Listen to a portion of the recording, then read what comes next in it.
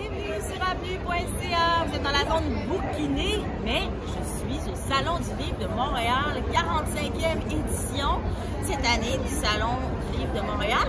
Et puis, comme vous pouvez voir, je suis à mon kiosque. Je signe des albums de ma formidable Doudou, mais je suis pas en train de faire de l'auto-promo, là, c'est pas ça du tout.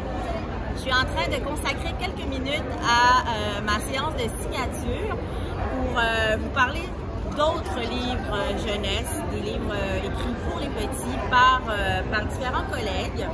Alors ici, j'ai un magnifique livre qui s'intitule « Le livre de 1,8 livres ». C'est un recueil d'histoires au profit de Préma Québec.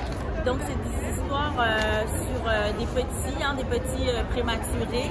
C'est à Sarah Degonse que je m'adresse en ce moment parce que c'est elle qui me filme. C'est rare de me filmer pour ces capsules-là. Et donc, c'est un recueil de 4 histoires sublimes, légères en même temps. Légères, on s'entend parce que le sujet n'est pas si léger, mais c'est fait avec beaucoup de lumière. C'est sur la prématurité des petits. Et 1,8 livres, c'est le poids moyen d'un très grand prématuré. 1,8 livres, c'est le poids de ce livre-là. Parmi les auteurs et autrices, il y a Audrey Borduas, Charles-Étienne Brochu, Stéphanie Lapointe, Mathilde Philippi, Simon Boulris, Émile Leduc, Guillaume Corbeil et Cécile Gariepi qui ont mis la main à la pâte sur ce livre-là. Alors voilà pour ça, c'est mes petites suggestions en vrac. Ma première fois, ça, c'est le genre de livre que je vais remettre à ma fille, mais pas tout de suite. Alors, chaque chose en son temps. Vous comprenez par le titre le sujet, c'est sur les premières fois.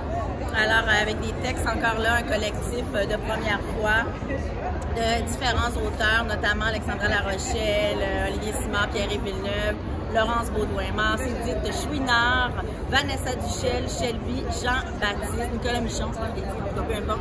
Super livre.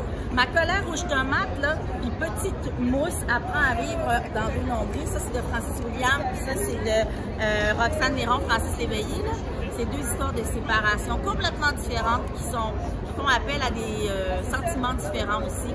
À lire si jamais vous traversez une crise, que vous en avez traversé une ou que vous envisagez d'en traverser une, ce que je ne vous souhaite pas. Mais c'est quand même de précieuses ressources.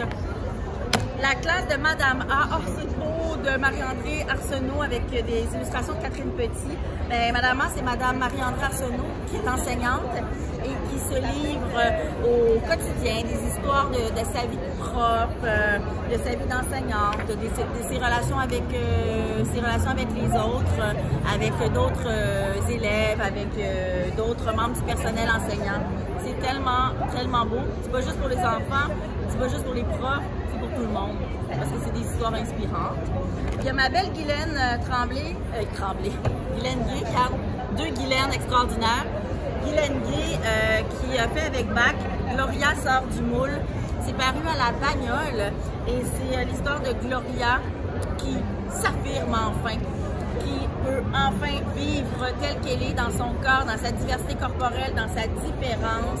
Elle est joyeuse, elle est danseuse, elle est rieuse, elle est curieuse, puis elle est grosse. Puis c'est pas grave, elle est bien comme ça. Et c'est vraiment un livre pour apprendre à s'aimer malgré ses différences. C'est aux éditions La Bagnole. Et j'en profite pour vous dire de donner à la lecture en cadeau. C'est une cause que je soutiens, que je supporte. Salomé Corbeau, la porte-parole, vient de passer pour me remettre ça puis me faire penser, de vous le dire. Effectivement, on vient au Salon du Livre ou pas, mais en tout cas, ça se passe en partie au Salon du Livre. On achète un livre neuf pour donner à un enfant et on le met dans des petites boîtes à cet effet. Et l'enfant va recevoir ce livre-là. Et peut-être que vous recevrez une carte postale pour vous remercier pour votre geste. Alors n'hésitez pas. Je remettrai certainement une de mes doudous dans une boîte pour un enfant qui en a besoin. Donc la lecture en cadeau, c'est vital, c'est essentiel. Merci d'avoir été à l'écoute. On se retrouve très très bientôt. Venez nous voir au Salon du Livre jusqu'à dimanche. Je serai là aussi. À bientôt.